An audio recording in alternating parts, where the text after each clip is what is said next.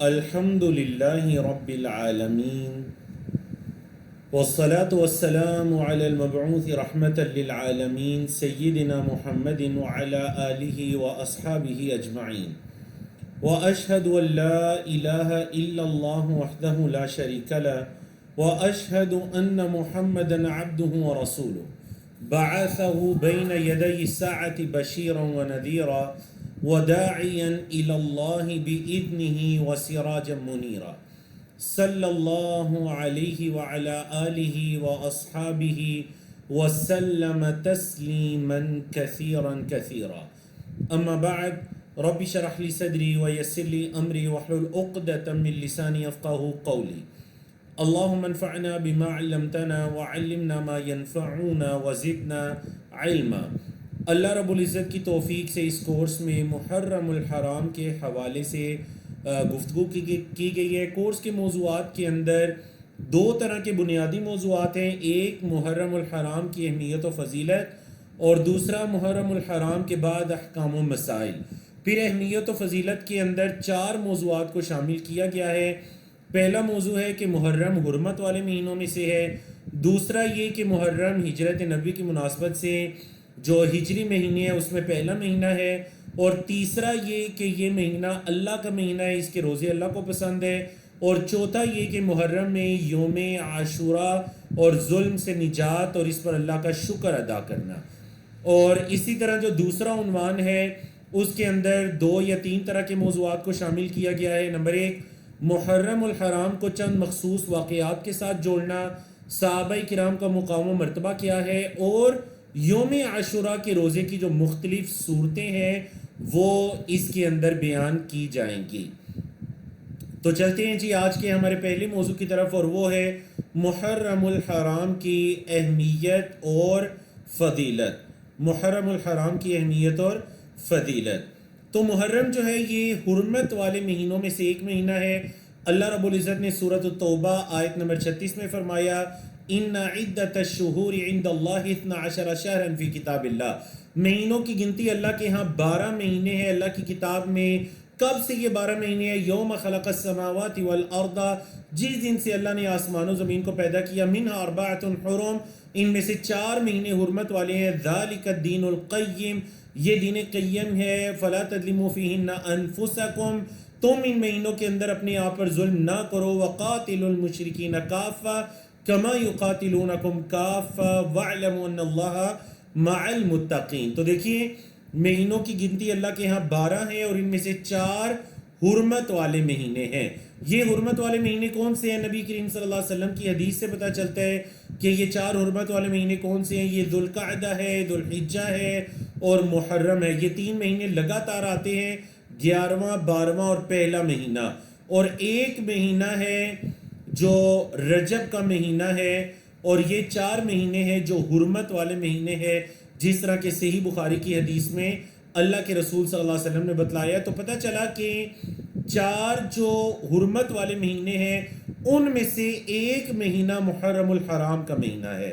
تو اس مہینے کی پہلی اہمیت کیا ہو جائے گی کہ یہ حرمت والے مہینوں میں سے ایک مہینہ ہے، اور اللہ نے خاص اس مہینوں کے بارے میں فرمایا کہ فلا تظلموا فیہن انفسکم۔ دیکھیں کسی بھی مہینے میں اپنے اوپر ظلم کرنا، گناہ کرنا، اللہ کی معصیت کرنا یہ جائز نہیں ہے، لیکن خاص کر جن مہینوں کے بارے میں اللہ نے فرمایا کہ ان مہینوں کے اندر اپنے اوپر ظلم نہ کیا جائے، وہ محرم الحرام ان میں سے ایک مہینہ ہے۔ تو اب آتے ہیں جی اس کی دوسری اہمیت یہ ہے کہ یہ ہجری سال کا پہلا مہینہ ہے۔ اس مہینے کی بنیاد ہجرت نبوی سے رکھی گئی۔ اب ہوتا اس طرح ہے کہ نبی کریم صلی اللہ علیہ وسلم کے بعد حضرت ابوبکر صدیق کا دور آتا ہے، پھر حضرت عمر فاروق کا دور آتا ہے۔ تو حضرت عمر فاروق کا جب دور آتا ہے سن 17 ہجری کے اندر، یہ واقعہ پیش آیا کہ اسلامی کیلنڈر کی ضرورت محسوس کی گئی، مختلف خط و کتابت ہوتی، مختلف ممالک اور شہروں کے جو گورنرز تھے انہیں خطوط لکھے جاتے، تو یہ ضرورت پیش آئی کہ کیوں نہ جو ہے وہ تاریخ کا اجرا کیا جائے، تاکہ اس تاریخ کے اندر جو یعنی خطوط کے اوپر اس تاریخ کو لکھا جائے، خطوط کے اوپر جب تاریخ کو لکھا جائے گا تو ایک مراسلہ محفوظ ہو جائے گا کہ یہ خط فلاں تاریخ کو آیا۔ اب جب تاریخ کی ضرورت پیش آئی تو پھر ظاہر بات ہے مہینوں کی ترتیب لگانی تھی. 12 مہینے تو ہیں لیکن ان میں سے پہلا مہینہ کون سا ہے, دوسرا کون سا ہے, اس اعتبار سے, اور یہ ترتیب کے ساتھ ہے. لیکن پہلا مہینہ کس کو قرار دینا ہے؟ اب آپ کو پتہ ہے کہ جو عیسوی مہینہ چل رہا ہے جس کے ابھی ہم جون سے گزر رہے ہیں, جون جولائی, یہ عیسوی سال ہے, عیسوی مہینہ. اس کی جو ابتدا ہے وہ حضرت عیسیٰ کی پیدائش سے کی گئی. لیکن ہماری ہجری مہینے کی جو ابتدا ہے وہ نبی کریم صلی اللہ علیہ وسلم یا کسی شخصیت کی پیدائش سے اس کا تعلق نہیں جوڑا گیا, بلکہ اس مہینے کی ابتدا کی گئی نبی کریم صلی اللہ علیہ وسلم کی ہجرت سے. عظیم واقعہ ہجرت کا. لیکن یہاں پہ یاد رکھیے گا, آپ سوال پوچھ سکتے ہیں کہ ہجرت تو ہوئی تھی سفر کے مہینے میں, یعنی جو دوسرا مہینہ ہے محرم کے بعد اگلا مہینہ سفر, اس میں ہجرت کا آغاز ہوا تھا. اور سفر کے بعد جو مہینہ آیا تھا ربیع الاول, نبی کریم صلی اللہ علیہ وسلم ربیع الاول میں پہنچے تھے مدینہ منورہ میں. 27 سفر کو آغاز کیا تھا اور غالباً 8 سفر کو آپ مدینہ منورہ میں پہنچے. تو پھر اس اعتبار سے ہجرت کا مہینہ تو سفر ہے, تو پھر محرم سے کیوں آغاز کیا گیا؟ حافظ ابن حجر جو صحیح بخاری کی جنہوں نے شرح لکھی, انہوں نے اس بارے میں کلام کہا جو آپ کے سامنے عربی میں لکھا ہوا ہے, اور اس کا خلاصہ یہ ہے کہ گویا کہ آپ صلی اللہ علیہ وسلم نے جو ہجرت کا پختہ ارادہ ہے وہ محرم میں کر لیا تھا. مطلب اس مہینے کے اندر ارادہ کر لیا تھا کہ اللہ کے حکم کا انتظار ہے, جیسے ہی حکم ملے تو میں محمد صلی اللہ علیہ وسلم مکہ سے مدینہ ہجرت کر جاؤں گا. اور آپ کے صحابہ نے اس سے قبل ہجرت کرنا شروع کر دی تھی. حضرت ابوبکر صدیق آپ کے انتظار میں تھے کہ چلے کب وہ وقت آئے گا جب نبی کریم صلی اللہ علیہ وسلم ہجرت کریں گے اور میں آپ صلی اللہ علیہ وسلم کے ساتھ ہجرت کروں گا. تو اس اعتبار سے محرم وہ مہینہ ہے جس میں ہجری کیلنڈر کا آغاز ہوتا ہے. اب دیکھیں ہجرت ایک بڑا عظیم باب ہے تاریخ اسلامی کا. تو آئیے تھوڑا بہت ہجرت کے بارے میں پڑھ لیتے ہیں کہ یہ ہجرت در حقیقت ہے کیا, اور یہ کتنی بڑی نیکی تھی, اور یہ کیسی عبادت تھی. ہجرت در حقیقت اللہ رب العزت کے حکم سے جو نبی کریم صلی اللہ علیہ وسلم مکہ مکرمہ سے اپنا گھر بار, وطن, شہر, اہل علاقہ اور رشتہ دار, دوست احباب سب کو چھوڑ کر مدینہ منورہ کی طرف منتقل ہوئے تھے, تو یہ ہجرت کہلاتی ہے. اور آپ صلی اللہ علیہ وسلم سے قبل بھی انبیاء رسول ہجرت کرتے رہے ہیں. مثال کے طور پر ابراہیم علیہ السلام کے بارے میں اللہ نے فرمایا کہ انہوں نے اللہ سے یہ کہا تھا کہ اللہ انی ذاہب الی ربی سیہدین, بے شک میں اپنے رب کی طرف جانے لگا ہوں, وہ مجھے راستہ دکھائے گا, وہ مجھے ہدایت دے گا. حضرت لوط علیہ السلام نے کہا تھا فآمن لہ لوط, لوط علیہ السلام ابراہیم علیہ السلام پر ایمان لے کر آئے. وقال, اور کہا انی مہاجر الی ربی, میں اپنے رب کی طرف ہجرت کرنے والا ہوں, انہ هو العزیز الحکیم. موسیٰ علیہ السلام نے کہا تھا جیسا کہ اللہ نے فرمایا وَلَقَدْ أَوْحَيْنَا إِلَى مُوسَى نَسْرِ بِعِبَادِي فَاضْرِبْ لَهُمْ طَرِيقًا فِي الْبَحْرِ يَبَسًا لَا تَخَافُ دَرَكًا وَلَا تَخْشَى. اب موسیٰ علیہ السلام نے ہجرت کی, لوط علیہ السلام نے ہجرت کی, ابراہیم علیہ السلام نے ہجرت کی.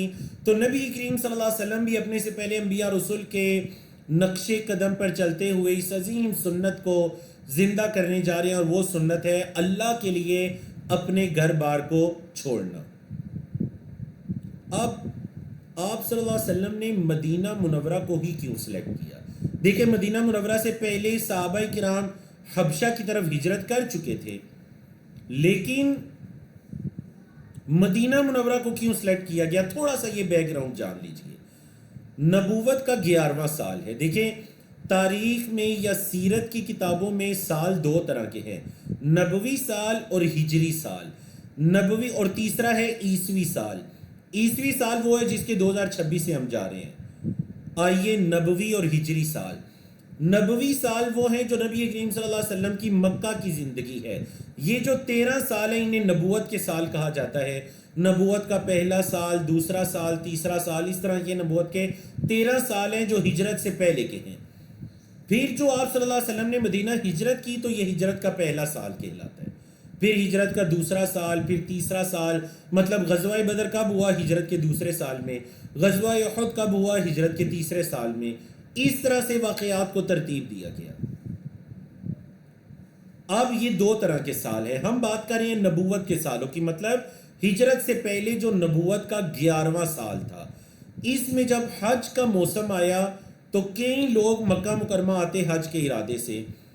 مدینہ میں جو قبائل آباد تھے اوس اور خزرج کے، وہ لوگ بھی آتے مکہ مکرمہ میں، لیکن اللہ کی عبادت کے لیے نہیں آیا کرتے تھے۔ اللہ کی عبادت کے ساتھ دوسرا مقصد ہوتا تھا کہ بیت اللہ کے اندر جو بت نصب ہیں ان بتوں کو خوش کیا جائے، راضی کیا جائے، ان کے نام کے چڑھاوے چڑھائے جائیں۔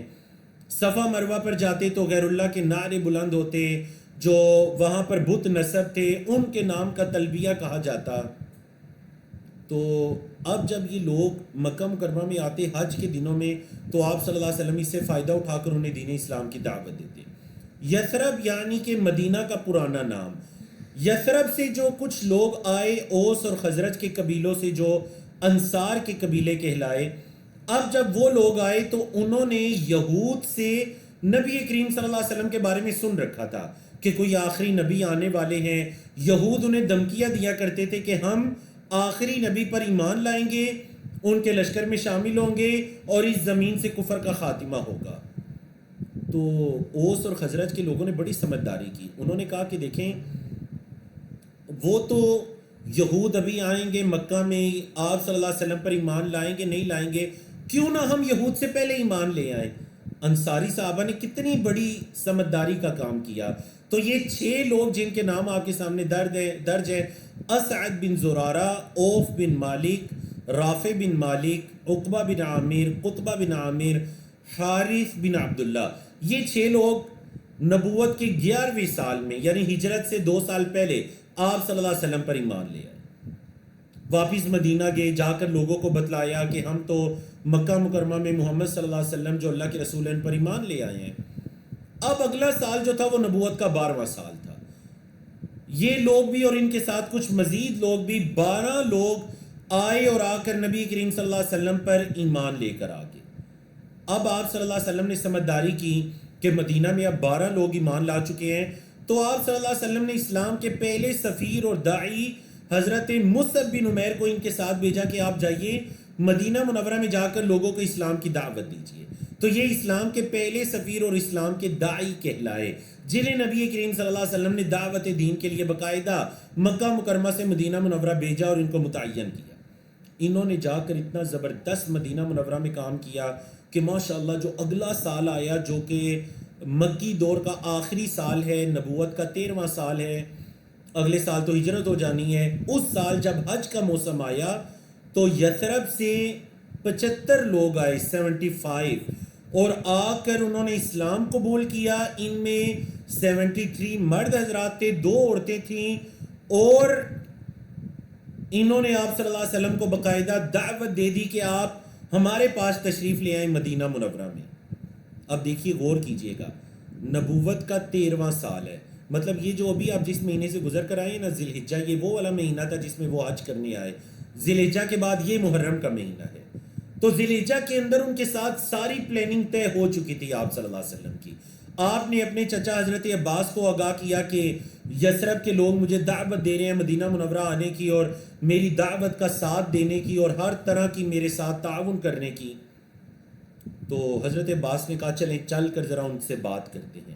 حضرت عباس نے آپ صلی اللہ علیہ وسلم کے چچا نے بہترین کردار ادا کیا، انہیں بتلایا کہ دیکھو جو تم نبی کریم صلی اللہ علیہ وسلم کو دعوت دے رہے ہو مدینہ منورہ آنے کی، تمہیں پتہ ہے کہ یہ دعوت دینے کا کیا مطلب ہوتا ہے؟ دعوت دینے کا یہ مطلب ہے کہ نبی کریم صلی اللہ علیہ وسلم کے لیے اور دین اسلام کے لیے اگر جان بھی دینی پڑی تو دو گے، مال نچھاور کرنا پڑا تو کرو گے، امر بالمعروف اور نہی عن المنکر، نیکی کا حکم دے گو، برائیوں سے روکو گے، اللہ کی راہ میں نکلو گے، جہاد کرو گے، کسی ملامت کرنے والے کی ملامت کی پرواہ نہیں کرو گے، اور کچھ مزید شیکیں بھی تھیں۔ یہ جو انصاری صحابہ تھے اوس اور خزرج کے، تمام شیکوں پر یہ کہتے کہ ہم ایمان لے کر آئے، ہم نے تصدیق کی اور ہم آپ کو آپ کے ہاتھ پر بیعت کرتے ہیں کہ ان تمام چیزوں میں ہم آپ کے ساتھ ہیں۔ اللہ اکبر۔ یہ بیعت عقبہ ثانیہ کہلائی۔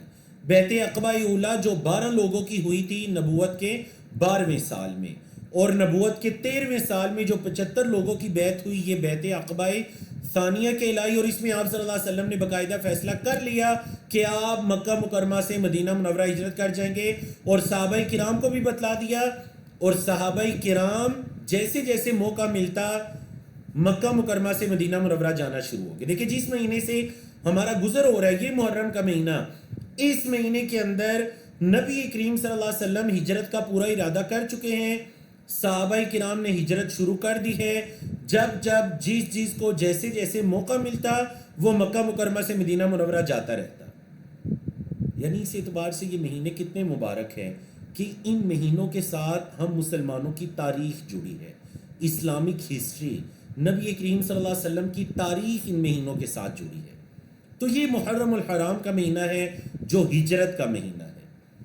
آپ دیکھیں جب نبی کریم صلی اللہ علیہ وسلم کو مشرکین مکہ میں دعوت کا کام نہیں کرنے دے رہے، مدینہ والے پرزور اپیل کر رہے کہ آپ مدینہ منورہ تشریف لے آئیں، ہم آپ کا ساتھ دیں گے.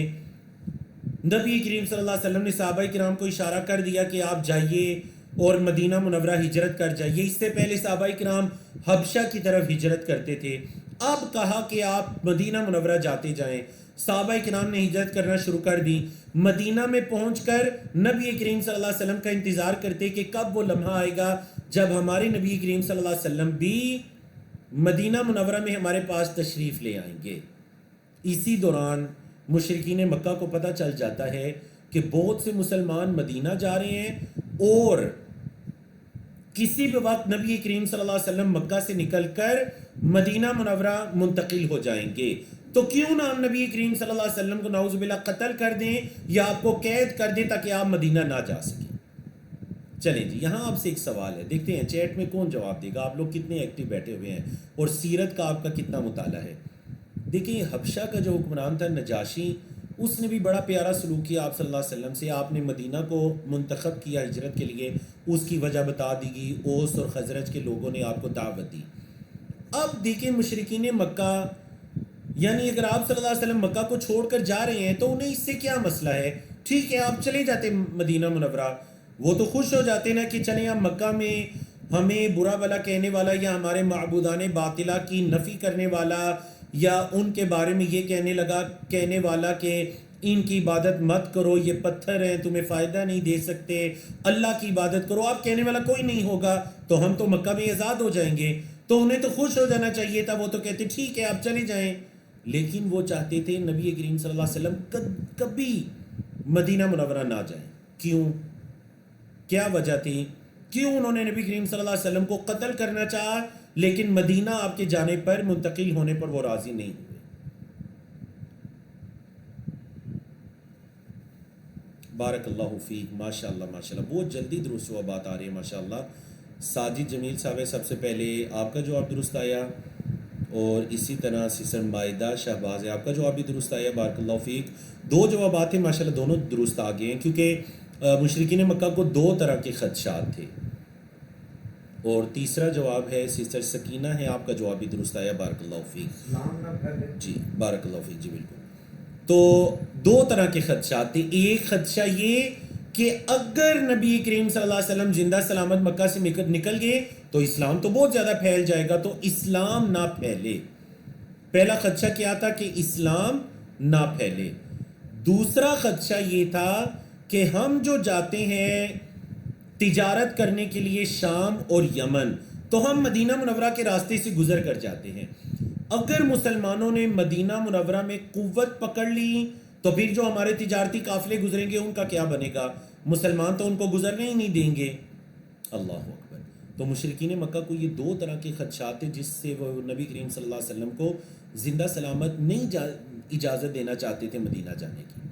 ایک مرتبہ دوپہر کا ٹائم تھا، نبی کریم صلی اللہ علیہ وسلم خود چل کر حضرت ابوبکر صدیق کے گھر جاتے ہیں. وہاں پر گئے، حضرت ابوبکر صدیق نے کہا اے اللہ کے رسول صلی اللہ علیہ وسلم، میرے ماں باپ آپ پر قربان ہو، مجھے بلا لیا ہوتا، اس وقت میں آپ کیوں تشریف لائے ہیں؟ نبی کریم صلی اللہ علیہ وسلم نے حضرت ابوبکر صدیق سے یہ فرمایا اے ابوبکر انی قد اذن لی فی الخروج، مجھے ہجرت کی اجازت دے دی گئی ہے. حضرت ابوبکر صدیق کی زبان صداقت سے سب سے پہلے جو الفاظ نکلے، کہنے لگے الصحبۃ یا رسول اللہ، اے اللہ کے رسول سفر میں آپ کا ساتھی بننا چاہتا ہوں. نبی کریم صلی اللہ علیہ وسلم نے فرمایا نعم، ہاں ابوبکر آپ ہی سفر میں میرے ساتھی ہوں گے. میں نے آپ کو ہی رفیق سفر چنا ہے۔ حضرت عائشہ چھوٹی سی تھی، کہتی ہیں میں نے اپنے والد گرامی ابوبکر کو دیکھا، یب کی وہ زاروں کی طرح رونا شروع ہو گئے۔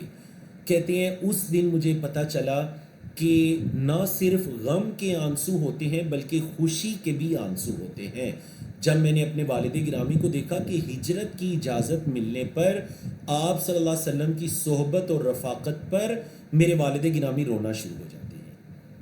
اللہ اکبر، یہ ابوبکر صدیق تھے۔ دیکھیں یہ ایسے نہیں، صحیح بخاری کی حدیث ہے ام المومنین حضرت عائشہ اور ان کے والد کی فضیلت کے بارے میں کہ ایک صحابی آئے اور آ کر اللہ کے رسول صلی اللہ علیہ وسلم سے کہنے لگے اللہ کے رسول آپ کو لوگوں میں سب سے زیادہ محبوب کون ہے، جس کے دل میں آپ کے دل میں جس کے لیے سب سے زیادہ محبت ہے؟ صحیح بخاری، آپ صلی اللہ علیہ وسلم نے فرمایا عائشہ، اپنی زوجہ سے محبت کا اظہار کیا، کوئی شرم و حیا والی یہ بات نہیں ہے۔ تو بڑی خوش ہو جاتے ہیں وہ صحابی، کہنے لگے اچھا یہ تو عورتوں میں سے ہے نا، تو مردوں میں سے بتائیے۔ تو نبی کریم صلی اللہ علیہ وسلم نے فرمایا ابوہا، عائشہ کا والد، مردوں میں سے سب سے زیادہ اس کی محبت میرے دل میں ہے۔ تو یہ حضرت ابوبکر تھے۔ دیکھیں اجازت ملنے کا مطلب یہ ہے گھر بار کو چھوڑنا پڑے گا، اولاد رشتہ داروں کو چھوڑنا پڑے گا، مال و دولت کو چھوڑنا پڑے گا، مشرکین مکہ نے قتل کا ارادہ کر لیا ہے، جان کو خطرہ ہے، چھپ کر نکلنا پڑے گا، سفر کی صعوبتیں اپنی جگہ ہیں، ساری چیزوں کو برداشت کرنا پڑے گا، اور پھر بھی خوش ہیں، رو رہے ہیں کہ الحمدللہ نبی کریم صلی اللہ علیہ وسلم کا ساتھ مجھے سفر میں نصیب ہو گیا۔ اللہ اکبر۔ آپ اندازہ لگائیے نا، کبھی کسی بڑی شخصیت کے ساتھ آپ کو سفر کرنے کا موقع ملے تو آپ کتنے خوش ہوتے ہیں۔ میری خوش نصیبی ایک مرتبہ مجھے عمرے کا سفر کرنے کی سعادت حاصل ہوئی فضیلت الشیخ علامہ عبداللہ ناصر رحمانی صاحب حافظہ اللہ کے ساتھ۔ ریاض سے ہم نے ان کے ساتھ مکہ مکرمہ جانا تھا، پھر مدینہ منورہ۔ یقین جانے میری راتوں کی نیند اڑ گئی کہ استاد محترم کے ساتھ اور وقت کے اتنے بڑے عالم اور محدث کے ساتھ میں مکہ مدینہ کا سفر کروں گا، اور الحمدللہ زندگی کے 4 یادگار ترین دن تھے جو استاد محترم کے ساتھ ہم نے گزارے سفر کے دوران۔ تو میں سوچتا ہوں آپ دیکھیے یہ تو ایک عالم ہے، اور نبی کریم صلی اللہ علیہ وسلم کی ذات، آپ کی شخصیت امام الانبیاء والرسل ہیں، تو حضرت ابوبکر صدیق کے دل میں کیوں نہ یہ تڑپ ہو کہ میں ہی آپ کے ساتھ۔ اسی وجہ سے دیکھیے باقی صحابہ کرام ہجرت کر رہے ہیں لیکن حضرت ابوبکر صدیق ہجرت نہیں کر رہے۔ دیگر صحابہ آپ سے پوچھ بھی رہے ہیں ابوبکر آپ کیوں نہیں ہجرت کریں مدینہ، حضرت عمر بھی جا چکے ہیں، حضرت ابوبکر صدیق کہہ رہے ہیں میں کروں گا۔ ابھی آپ خاموش ہیں، کیوں؟ کیونکہ دل میں یہ ہے کہ میں تب کروں گا جب نبی کریم صلی اللہ علیہ وسلم کریں گے تو میں ان کے ساتھ ہجرت کروں گا۔ سفر یعنی یہ محرم کے بعد، محرم میں پختہ ارادہ کر لیا آپ صلی اللہ علیہ وسلم نے ہجرت کا، محرم کے بعد جو اگلا مہینہ آتا ہے یہ سفر کا مہینہ تھا۔ سفر کے مہینے کی جو 27 تاریخ تھی 27، نبی کریم صلی اللہ علیہ وسلم کو اللہ کے حکم سے اجازت مل گئی۔ آپ صلی اللہ علیہ وسلم نے، حضرت ابوبکر صدیق نے پہلے سے ان کو بتا دیا گیا تھا، انہوں نے 2 اونٹنیوں کو تیار کر لیا اور ایک بندے کو بھی باقاعدہ اجرت دے کر، معاوضہ دے کر تیار کر لیا، جو راستوں کی پہچان رکھتا تھا، جو مدینہ منورہ جانے والے راستے انہیں سمجھائے گا اور مدینہ چھوڑ کر آئے گا۔ یہ سفر کا مہینہ ہے، یعنی ہجری سال کا دوسرا مہینہ، محرم کے بعد سفر 27 تاریخ ہے۔ آپ صلی اللہ علیہ وسلم اپنے گھر سے نکلتے ہیں۔ سورۃ الانفال میں اللہ نے فرمایا وَإِذْ يَمْكُرُ بِكَ الَّذِينَ كَفَرُوا لِيُثْبِتُوكَ أَوْ يَقْتُلُوكَ أَوْ يُخْرِجُوكَ، جب ہیلے کر رہے تھے آپ کے ساتھ کافر لوگ کہ آپ کو روک لیں، قید کر لیں، یا آپ کو قتل کر دیں، یا آپ کو نکال دیں۔ وَيَمْكُرُونَ، وہ مکر کر رہے تھے، چالیں چل رہے تھے۔ وَيَمْكُرُ اللَّهُ، اللہ بھی تدبیر کر رہا تھا۔ وَاللَّهُ خَيْرُ الْمَاكِرِينَ، اللہ سب سے بہترین تدبیر کرنے والا ہے۔ آپ نے اپنے بستر پر حضرت علی بن ابی طالب اپنے چچا زاد بھائی کی ڈیوٹی لگائی رضی اللہ تعالیٰ عنہ کہ آپ یہاں پہ رات گزاریں گے، اور نبی کریم صلی اللہ علیہ وسلم گھر سے نکلے، دائیں بائیں مشرکین ہے، گھر کا پہرا ہو رہا ہے، لیکن اللہ کے حکم سے اللہ نے وَجَعَلْنَا مِن بَيْنِ أَيْدِيهِمْ سَدًّا وَمِن خَلْفِهِمْ سَدًّا، ہم نے ان کے آگے ان کے پیچھے رکاوٹ بنا دی۔ فَأَغْشَيْنَاهُمْ، ہم نے ان کو ڈانپ دیا۔ فَهُمْ لَا يُبْصِرُونَ، انہیں کوئی نظر ہی نہیں آ رہا۔ نبی کریم صلی اللہ علیہ وسلم ان کے آگے سے گزر کر چلے گئے، آپ کا معجزہ انہیں پتہ ہی نہیں چلا کہ نبی کریم صلی اللہ علیہ وسلم تو گزر کر چلے گئے ہیں۔ آپ صلی اللہ علیہ وسلم نے پتھروں کی ایک مٹھی بڑی اور اللہ کے حکم سے مشرکین مکہ کی طرف پھینکی، اللہ ان کی بصارتوں کو لے گیا کچھ لمحات کے لیے. آپ صلی اللہ علیہ وسلم گھر سے نکلے، حضرت ابوبکر صدیق کے گھر پہنچے، ان کو ساتھ لیا اور بہترین حکمت عملی کے مدینہ کی طرف نہیں گئے. 27 سفر کو نکل کر مدینہ کی طرف نہیں گئے. تو سوال یہ پیدا ہوتا ہے پھر کہاں گئے؟ آپ صلی اللہ علیہ وسلم مکہ مکرمہ سے نکل کر مکہ مکرمہ میں ہی چھپ گئے. حکمت عملی کے تحت ایک جگہ پر پناہ لے لی، غار ثور، جو بالکل اپوزٹ سائڈ پر ہے. میں ابھی آپ کو میپ کے اندر دکھاؤں گا، اپوزٹ سائڈ پر ہے، مدینہ کے راستے میں نہیں ہے غار ثور. آپ بالکل اپوزٹ سائڈ پر گئے اور وہاں پر جا کر آپ صلی اللہ علیہ وسلم نے غار ثور میں پناہ لی. موجودہ دور میں مکہ مکرمہ کے اندر ایک ایریا ہے بطحہ قریش نامی، وہاں پر ایک پہاڑ ہے جس میں غار ثور ہے. اب دیکھیں، مکہ کی شمال میں مدینہ منورہ ہے، آپ شمال کی طرف نہیں گئے، بالکل اپوزٹ سائڈ جنوب کی طرف چلے گئے جہاں پر غار ثور ہے. وہاں پر 3 دن تک آپ صلی اللہ علیہ وسلم رکے. کیوں؟ تاکہ مشرکین مکہ جب آپ صلی اللہ علیہ وسلم کو گھوم پائیں گے تو مدینہ آپ کے راستے میں آپ کو تلاش کریں گے. مدینہ کے راستے میں تو ٹھیک ہے، وہ تھک ہار کر جائیں، مدینہ تک تلاش کر کے آ جائیں، آپ صلی اللہ علیہ وسلم راستے میں انہیں ملیں گے ہی نہیں. آپ تو مکہ مکرمہ کے اندر ہی ہیں اور اس چیز کی کسی کو نہیں پتا. سمجھ آ گئی نا بات آپ کو؟ 3 دن تک آپ نے مکہ میں ہی قیام کیا، کسی کو نہیں پتا. ایک راستوں کے ماہر تھے عبداللہ بن اریقت اللیثی، جنہوں نے بعد میں اسلام بھی قبول کر لیا تھا. ان کو متعین کیا گیا تھا، حضرت ابوبکر صدیق نے پہلے سے ان کو تیار کر لیا تھا کہ آپ ہمیں راستہ دکھائیں گے. یہ جو آپ کو میپ دکھائی دے رہا ہے، جو پھر حکمت بھی یہ ہے کہ 3 دن بعد بھی جب آپ صلی اللہ علیہ وسلم نکلے تو مدینہ جانے والا جو عمومی راستہ ہے اس راستے پر چل کر نہیں گئے، بلکہ اس کے علاوہ دوسرے راستے کا انتخاب کیا. سبز والا جو راستہ ہے، یہ وہ راستہ ہے جو اللہ کے رسول صلی اللہ علیہ وسلم نے منتخب کیا تھا، اور ریڈ کلر کا راستہ وہ ہے جو مدینہ جانے والا عام راستہ تھا جس سے چل کر قافلے مدینہ جایا کرتے تھے. تو آپ صلی اللہ علیہ وسلم نے عام راستے سے نہیں گئے، کیونکہ آپ کو پتہ تھا ان راستوں پر کوئی نہ کوئی آئے گا میرے پیچھے اور مجھے تلاش کرنے کے لیے، یا پھر کوئی واپس آ رہا ہوگا، آمنا سامنا ہو جائے گا. آپ عام راستے کو چھوڑ کر ایک اور راستے پر چلے جو آپ کو ریڈ کلر کا راستہ دکھائی دے رہا ہے، اور یہ بالکل سمندر کے کنارے کنارے سے بھی ہو کر چلا.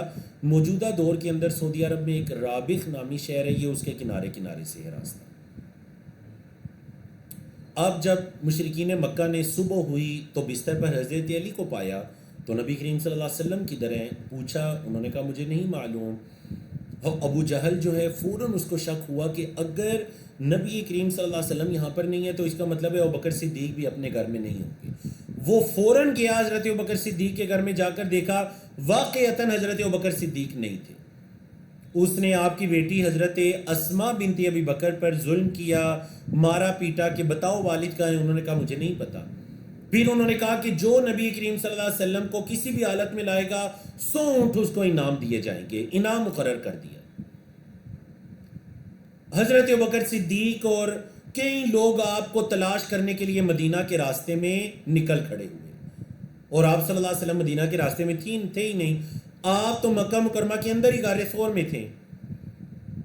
غار ثور کے اندر حتیٰ کہ مشرکین کو شک پڑا وہ غار ثور والی طرف بھی آئے، اتنا قریب آئے کہ ان کے قدموں کی آوازیں حضرت ابوبکر صدیق اور نبی کریم صلی اللہ علیہ وسلم کو سنائی دینے لگی. حضرت ابوبکر صدیق پریشان ہو گئے اور رونا شروع ہو گئے. حضرت نبی کریم صلی اللہ علیہ وسلم نے فرمایا کہ ابوبکر آپ کیوں رو رہے ہیں؟ ما ظنک باثنین اللہ ثالثہما، ان 2 لوگوں کے بارے میں آپ کا کیا گمان ہے جن کا تیسرا اللہ ہے؟ اذ یقول لصاحبہ لا تحزن ان اللہ معنا، قرآن کی آیت. جب آپ صلی اللہ علیہ وسلم اپنے ساتھی سے فرما رہے تھے پریشان مت ہو، اللہ ہمارے ساتھ ہے.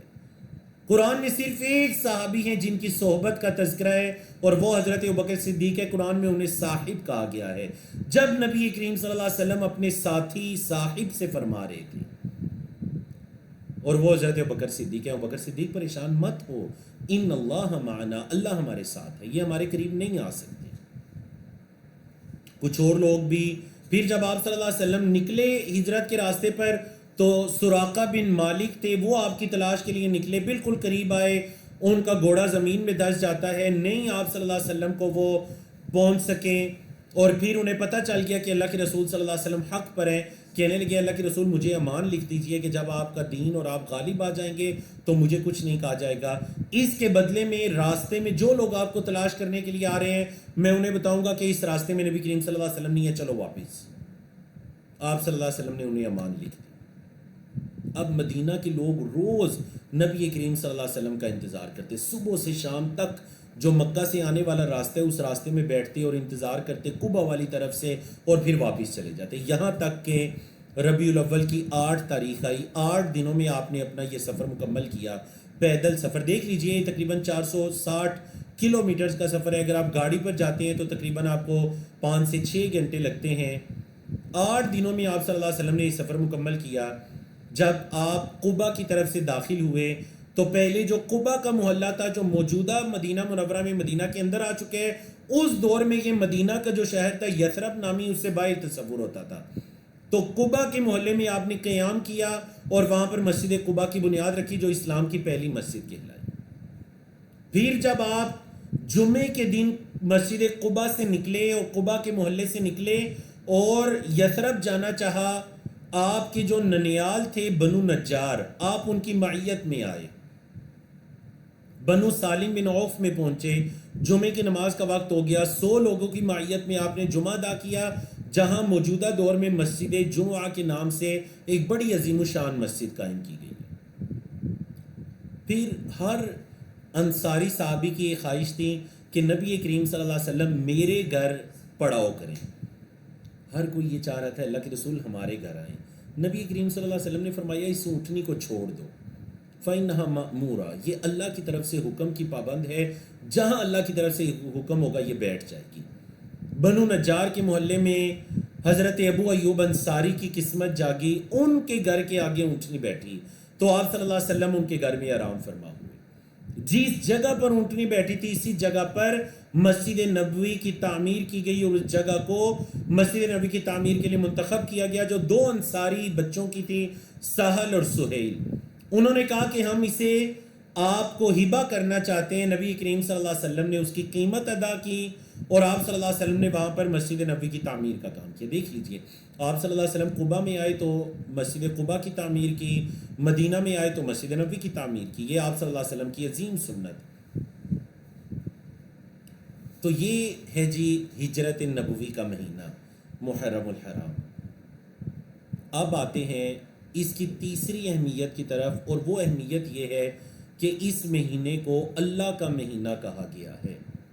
طویل حدیث ہے، پوری کا ترجمہ سن لیجئے، حضرت ابو ہریرہ کی روایت ہے، صحیح مسلم کے اندر ہے، آپ صلی اللہ علیہ وسلم سے سوال پوچھا گیا کہ کون سی نماز افضل ہے فرض نماز کے بعد، آپ نے، اور کون سے روزے افضل ہے رمضان کے روزوں کے بعد، آپ نے فرمایا کہ رات کی گھڑیوں میں تہجد کی نماز پڑھنا یہ فرض نماز کے بعد سب سے زیادہ افضل ہے، اور رمضان کے بعد جو سب سے افضل ترین روزے ہیں وہ محرم کے روزے ہیں جو اللہ کا مہینہ ہے۔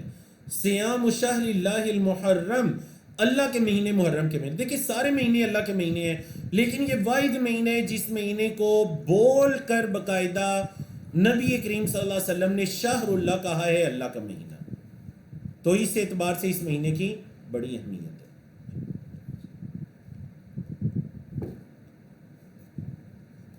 جی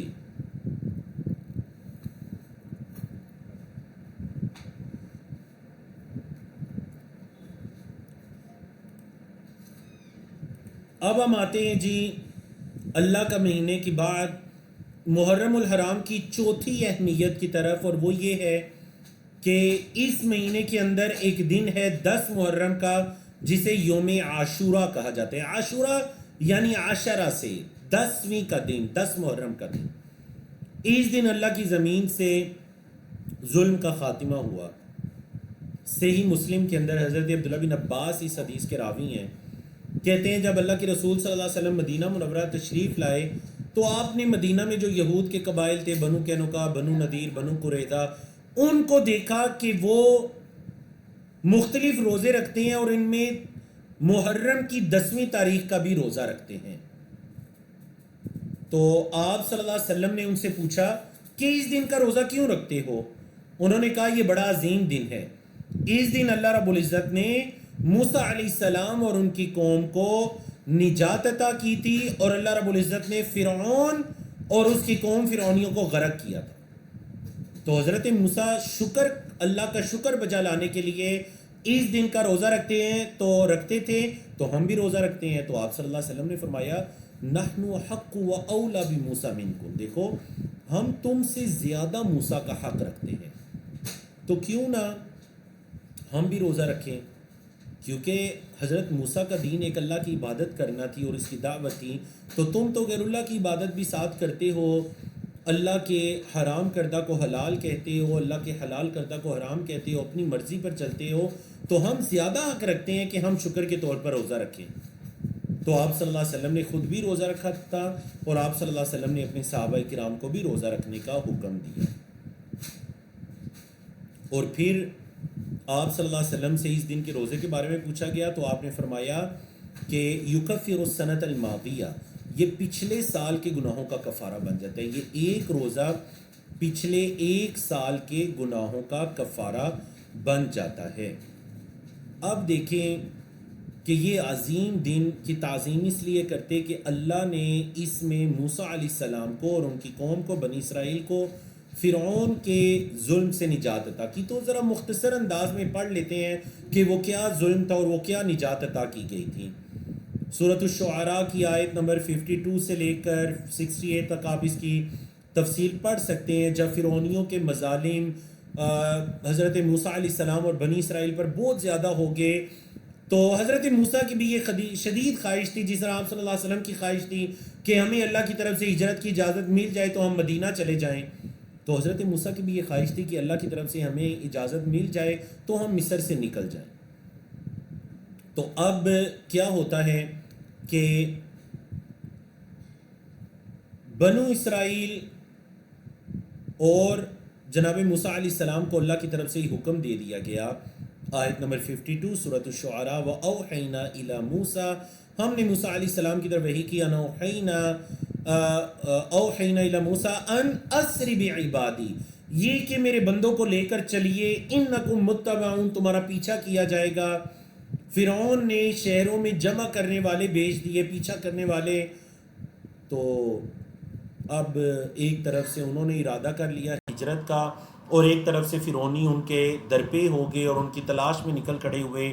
اب کیا ہوتا ہے کہ آیت نمبر 61 کو دیکھیے، جب ادھر سے بنی اسرائیل نکلے، اور یہ تھوڑی تعداد میں ہی نہیں تھے، روایات کے مطابق یہ لاکھوں کی تعداد میں تھی، 5 لاکھ تک بھی ان کی تعداد آئی ہے۔ جب یہ راتوں رات نکلے تو موسیٰ علیہ السلام کے ساتھیوں نے یہ کہا، ایک طرف سمندر آگے بیچ میں بنی اسرائیل اور پیچھے فرعونی آگے اپنے لاؤ لشکر کے ساتھ بنی اسرائیلیوں کو قتل کرنے کے لیے، کہ یہ کیوں زندہ سلامت مصر کو چھوڑ کر جا رہے ہیں۔ جس طرح مشرکین مکہ نبی کریم صلی اللہ علیہ وسلم کی جان کے درپے ہو گئے، مسلمانوں کی جان کے درپے ہو گئے، تو اسی طرح فرعونی بھی موسیٰ علیہ السلام اور بنی اسرائیل کی جان کے درپے ہو گئے۔ تو موسیٰ علیہ السلام کے ساتھیوں نے کہا اِنَّا لَمُدْرَكُونَ، بے شک ہمیں تو آ لیا گیا ہے، دیکھو بالکل ہم تو، یہ موسیٰ علیہ السلام سے کہنے لگے یہ پیچھے فرعونی آ گیا، اب ہم کیا کریں گے؟ قال، حضرت موسیٰ علیہ السلام نے کہا کلا، ہرگز نہیں، اِنَّ مَعِيَ رَبِّي سَيَهْدِينِ، میرا رب میرے ساتھ ہے، جو نبی کریم صلی اللہ علیہ وسلم نے ہجرت کے وقت کہا تھا اِنَّ اللَّهَ مَعَنَا، اللہ ہمارے ساتھ ہے۔ موسیٰ علیہ السلام نے بھی کہا اللہ میرے ساتھ ہے، ان قریب وہ مجھے راستہ دکھائے گا۔ تو ہم نے موسیٰ علیہ السلام کی طرف یہی کی کہ اپنی لاٹھی کو سمندر پر ماریے، فن فلق، وہ سمندر پھٹ گیا اور دونوں ٹکڑے بڑے پہاڑوں کی مانند ہو گئے، اور حضرت موسیٰ علیہ السلام درمیان سے گزر گئے۔ جب فرعونی بھی درمیان سے انہوں نے گزرنا چاہا تو اللہ رب العزت نے سمندر کو ملنے کا حکم دے دیا، راستہ بند ہو گیا، لہریں آپس میں مل گئیں، اور فرعون اپنے لاؤ لشکر کے ساتھ غرق ہو گیا۔ اللہ نے فرمایا آیت نمبر 66 میں وَأَغْرَقْنَا الْآخَرِينَ، ہم نے دوسروں کو غرق کر دیا۔ إِنَّ فِي ذَلِكَ لَآيَةً وَمَا كَانَ أَكْثَرُهُم مُؤْمِنِينَ۔ اب یہ واقعہ کب پیش آیا تھا؟ یہ 10 محرم الحرام کو پیش آیا، یعنی کہ آج اگر ہم 7-8 محرم الحرام میں ہیں تو یہ واقعہ 10 محرم الحرام کو پیش آیا، بلکہ مغرب کے بعد تو ہم 9 محرم الحرام کو، پاکستان کی توقیت کے مطابق ہم 9 محرم الحرام میں داخل ہو چکے ہیں۔ تو یہ واقعہ پیش آیا. باقی جو محرم کے روزے کے احکام ہیں وہ آگے آ رہے ہیں کہ کس دن کا روزہ رکھنا چاہیے اور افضل روزے کیا ہیں، وہ ہمارے دوسرے ٹاپک کے اندر آ رہے ہیں. اب آتے ہیں جی کورس کے دوسرے اہم ترین موضوع کی طرف، اور اس موضوع کے اندر تین طرح کے عناوین کو، موضوعات کو شامل کیا گیا ہے. نمبر 1، محرم الحرام کو چند مخصوص واقعات کے ساتھ جوڑنا. نمبر 2، صحابہ کرام کا مقام و مرتبہ. اور نمبر 3، یوم عاشوراء کے روزے کی مختلف صورتیں. جی اب آپ نے دیکھا کہ یہ وہ مہینہ ہے محرم الحرام کا جس مہینے میں اللہ کے رسول صلی اللہ علیہ وسلم کے نواسے سیدنا ہمارے سردار جناب حسین ابن علی رضی اللہ عنہما، جنت کے نوجوانوں کے سردار، اور آپ کی اللہ اکبر، نبی کریم صلی اللہ علیہ وسلم نے مختلف لوگوں کو جنت کا سردار قرار دیا. مثال کے طور پر ایک حدیث میں آپ نے فرمایا کہ حسن و حسین جو ہیں یہ جنت کے نوجوانوں کے سردار ہیں رضی اللہ عنہما. اور ایک حدیث میں فرمایا کہ میری بیٹی فاطمہ جو ہے یہ جنت کی عورتوں کی سردار ہے. اور ایک حدیث کے اندر ارشاد فرمایا کہ ابو بکر صدیق اور عمر فاروق جنت کے بزرگوں کے سردار ہوں گے. اللہ اکبر، بزرگوں کے سردار شیخین. شیخین کا لفظ کس کے لیے بولا جاتا ہے؟ حضرت ابوبکر صدیق، حضرت عمر فاروق. اور جنت کے خواتین کی سردار سیدہ فاطمہ رضی اللہ تعالیٰ عنہ. جنت کے نوجوانوں کے سردار حسن و حسین رضی اللہ تعالیٰ عنہما. اب دیکھیں حضرت حسین رضی اللہ تعالیٰ عنہ کی جو شہادت کا المناک دردناک واقعہ ہے اسلامک ہسٹری میں، وہ بھی اس مہینے کے اندر پیش آیا.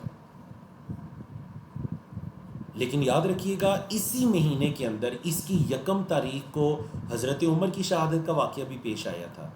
اس سے پیچھے جو مہینہ گزرا ہے 12واں مہینہ، اس کی 18 تاریخ یعنی 18 ذی الحجہ کو حضرت عثمان کی شہادت کا واقعہ پیش آیا تھا. حضرت عثمان کون ہے؟ نبی کریم صلی اللہ علیہ وسلم کی 2 بیٹیوں کے شوہر، مطلب آپ صلی اللہ علیہ وسلم کے 2 مرتبہ داماد. حضرت عمر کون ہے؟ نبی کریم صلی اللہ علیہ وسلم کے سسر اور آپ کے خلیفہ ثانی، جن کے بارے میں نبی کریم صلی اللہ علیہ وسلم نے فرمایا اللہ نے عمر کی زبان پر حق رکھ دیا ہے. 10 سے زیادہ مقامات ہیں کہ جو حضرت عمر چاہ رہے تھے اللہ رب العزت نے قرآن مجید کو نازل کر دیا حضرت عمر کی خواہش کے مطابق. تو اگر ہم اسلام کے ان عظیم مجاہدین اور ان شخصیات کی وفات کے غم میں ہم اگر وہ ماتم کی اور عزا کی مجالس اور محفلوں کا انعقاد کرنا شروع کر دیں تو یاد رکھیے گا سال میں کوئی مہینہ بھی نہیں بچے گا، ہر مہینے کے اندر ہی کوئی نہ کوئی بڑی شخصیت ہے، اس کی وفات ہوئی ہے یا شہادت ہوئی ہے. مثلاً آپ صلی اللہ علیہ وسلم کی وفات ہوئی ربیع الاول میں، تو پھر ربیع الاول میں بھی ہمیں ماتم کرنا چاہیے. آپ صلی اللہ علیہ وسلم کے چچا حضرت امیر حمزہ کو شہید کیا گیا غزوہ احد میں، 70 صحابہ کرام کو شہید، تو ہمیں پھر اس کے اندر بھی جو ہے وہ غم کی مجالس کو انعقاد کرنا چاہیے. نہیں، شریعت اسلامیہ کا یہ طریقہ کار ہے ہی نہیں، کیونکہ ہر ہی مہینے میں اور تقریباً ہر شاید تاریخ اور ہفتے کے اندر کسی نہ کسی اسلام کی عظیم ہستی اور شخصیت کی شہادت یا ان کی وفات جڑی ہوئی ہے. تو پیچھے کوئی دن بھی ایسا نہیں بچے گا جس دن آپ افسوس نہ کر رہے ہوں یا اس دن آپ کوئی غم نہ منا رہے ہوں. اگر آپ حضرت حسین رضی اللہ تعالیٰ عنہ جن کی شہادت میں نے کہا ایک بہت المناک واقعہ ہے، بہت دردناک، شاید کہ اس کا کوئی مداوع نہیں. اللہ اکبر. اور اللہ کی لعنت ہو ان ظالموں پر جو حضرت حسین رضی اللہ تعالیٰ عنہ کو جنہوں نے شہید کیا یا اس کے شہادت کے اندر کوئی معاون ہوئے یا کوئی آج اگر ان کی شہادت پر خوشی کا اظہار کرتا ہے یا نعوذ باللہ اسے درست سمجھتا ہے، اللہ کی لعنت ہو ایسے لوگوں پر. کیونکہ آپ صلی اللہ علیہ وسلم کے محبوب ہیں، آپ کے نواسے ہیں، آپ ان کو دیکھ کر ممبر سے اتر آیا کرتے تھے. اتنی فضیلت ہے.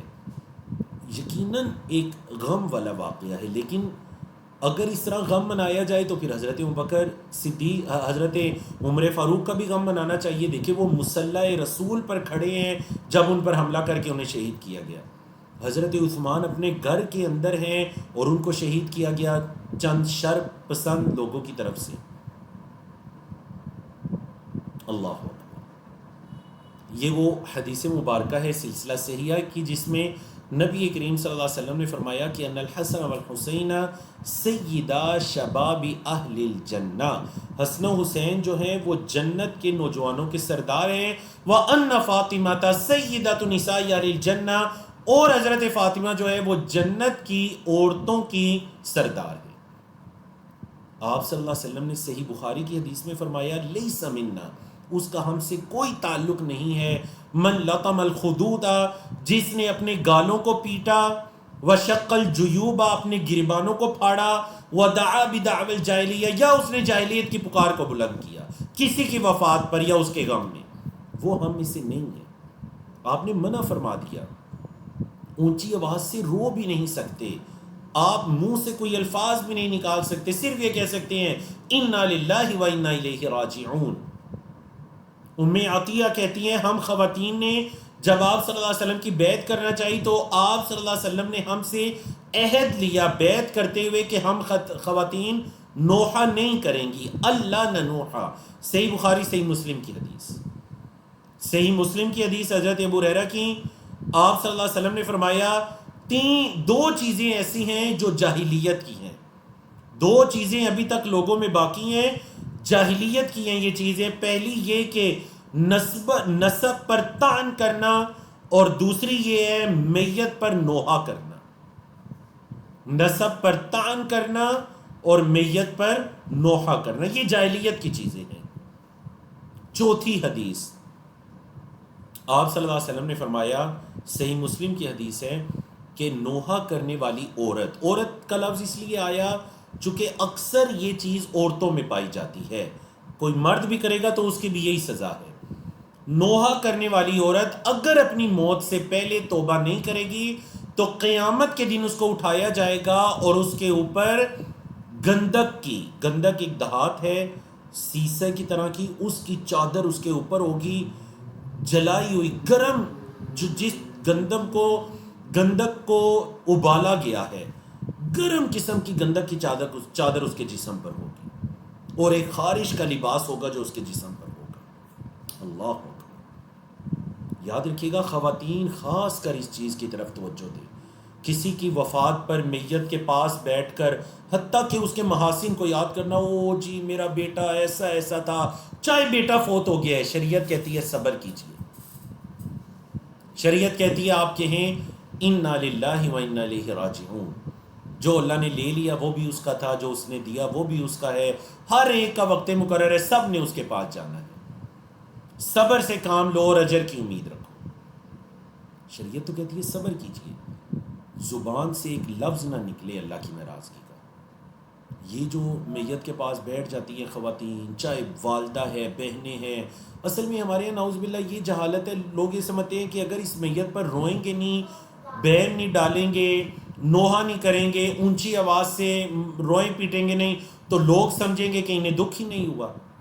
نعوذ باللہ من ذالک. لوگوں کو راضی کرنے کے لیے اللہ کو ہم ناراض کر دیتے ہیں. اس موقع پر بھی اکثر یقین جانے ایکٹنگ چل رہی ہوتی ہے. سچ بتائیے ایسا ہے یا نہیں؟ کچھ مخصوص خواتین ہوتی ہیں جو باقی خواتین کو رلانے کے لیے آتی ہیں، ادھر بیٹھ کر وہ ایسی ایسی آوازیں نکالتی ہیں. سچ بتائیے، چیٹ میں بتائیے، ہمارے پاک و ہند کے اندر ایسی چیزیں ہیں یا نہیں؟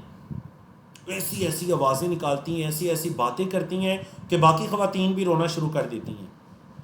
اور پھر جب چرپائی اٹھائی جاتی ہے تو اور اونچی آواز سے روتی ہیں. نعوذ باللہ من ذالک. یہ جاہلیت کا عمل ہے، یہ اسلام کو برباد کر دینے والا عمل ہے. آپ نے کیا فرمایا؟ وہ ہم میں سے نہیں ہے جس نے جاہلیت کی طرح آواز کو بلند کیا. ہاں آنسو نکل آئے، اس پر اختیار نہیں، آپ صلی اللہ علیہ وسلم کے بھی نکل آئے تھے. زبان سے ایسی بات نہ کریں جس سے اللہ ناراض ہو. خواتین کو چاہیے کہ منع کیا کریں. پڑھی لکھی خواتین جو دیگر بزرگ یا جاہل خواتین کسی کے مرنے پر اگر کوئی بینڈ ڈالے، اونچی آواز سے روئیں تو انہیں کہ خاموش ہو جائیں، ڈانٹ دیجئے، انہیں چپ کروا دیجئے، کیونکہ یہ جائز نہیں ہے، بالکل بھی جائز نہیں ہے. جتنا بھی غم ہو جائز نہیں ہے. صبر سے کام لیجئے. انا للہ پڑھیے، جتنا صبر کریں گے اللہ آپ کو اجر دے گا۔ اب آتے ہیں جی، تو پتہ چلا اس مہینے کے اندر کوئی کسی قسم کا نوحہ کرنا یہ بالکل بھی جائز نہیں ہے۔ ہمارے یہاں ایک اور بھی بڑا ہی غیر شرعی عمل ہوتا ہے، اور وہ یہ ہے کہ میت کے پاس اونچی آواز سے نعتیں پڑھنا شروع کر دی جاتی ہیں۔ یاد رکھیے گا یہ بھی نوحہ شمار ہوتا ہے۔ ایسی ایسی نعتیں اور ایسا ایسا نعتیہ کلام پڑھا جاتا ہے میت کے پاس سر کی طرف کھڑے ہو کر اونچی آواز میں، کہ وہ بعض اوقات کلام سن کر بندہ رونا شروع ہو جاتا ہے، نعوذ باللہ۔ باقاعدہ ہر علاقے میں کچھ عورتیں متعین ہوتی ہیں، ان کو بلا کر لایا جاتا ہے کہ آپ وہ کلام پڑھیں ذرا، وہ کھڑے ہو کر پڑھتی ہیں، باقی لوگ رونا شروع ہو جاتے ہیں جی، بڑی ان کی بعد میں لوگ کہتے ہیں جی بڑا رو رہے تھے اس کے مرنے پر۔ نعوذ باللہ من ذالک، کیسی جہالت ہے۔ مردوں کو اگر یہ چیز پتہ ہے کہ ہمارے خاندان کی عورتیں ایسے کرتی ہیں تو مرنے سے پہلے ان کو یہ وصیت کر کے جائیں کہ میرے مرنے کے بعد یہ کام مت کرنا، اور اگر یہ کام کیے تو میں ان سے بالکل بری ہوں۔ وہ جو حدیث میں آپ صلی اللہ علیہ وسلم نے فرمایا نا کہ میت کو اس کے گھر والوں کے رونے کی وجہ سے عذاب دیا جاتا ہے، حالانکہ دیکھیے گھر والے رو رہے ہیں، میت کا کیا قصور ہے؟ ہاں قصور ہے، اگر میت کو پتہ ہے اپنی زندگی میں کہ میری گھر کی خواتین یہ کام کرتی ہیں، میرے علاقے کی خواتین یہ کام کرتی ہیں، منع کر کے جائے۔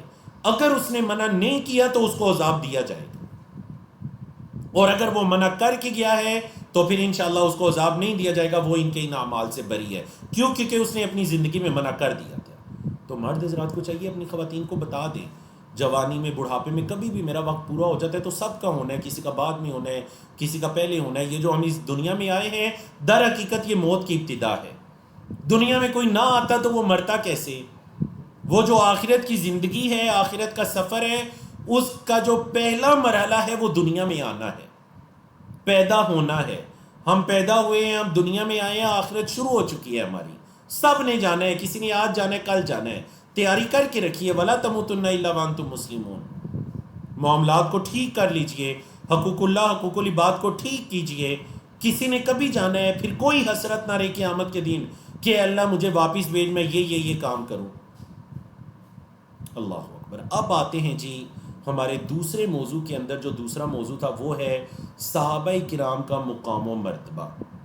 دیکھیے صحابہ کرام در حقیقت وہ جماعت ہے جنہیں اللہ نے اپنے رسول صلی اللہ علیہ وسلم کی صحبت کے لیے پسند فرمایا۔ ایک بڑا پیارا قول ہے حضرت عبداللہ بن مسعود کا،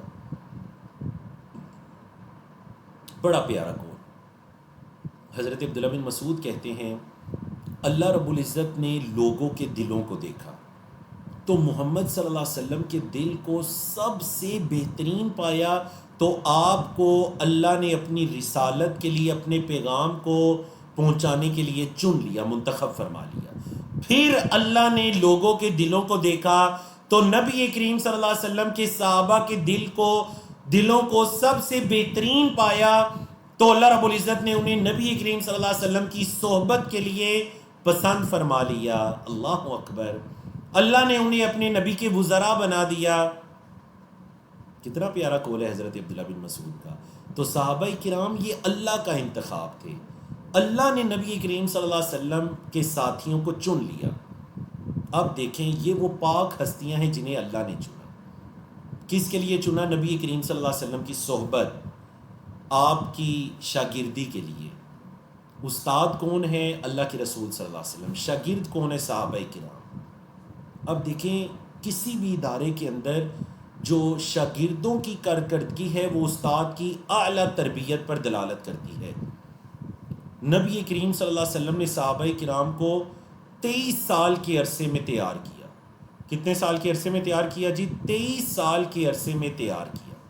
اب یاد رکھیے گا اگر کوئی صحابہ کرام پر انگلی اٹھائے گا تو لازمی طور پر یہ انگلی معلم کی طرف بھی اٹھے گی جو ان کو تعلیم دینے والے تھے، کیونکہ آپ صلی اللہ علیہ وسلم نے خود فرمایا وَلَكِنْ بَعَثَنِي مُعَلِّمًا مُيَسِّرًا، اللہ رب العزت نے مجھے معلم بنا کر بھیجا ہے، تعلیم دینے والا اور لوگوں کے لیے آسانیاں کرنے والا بنا کر بھیجا ہے۔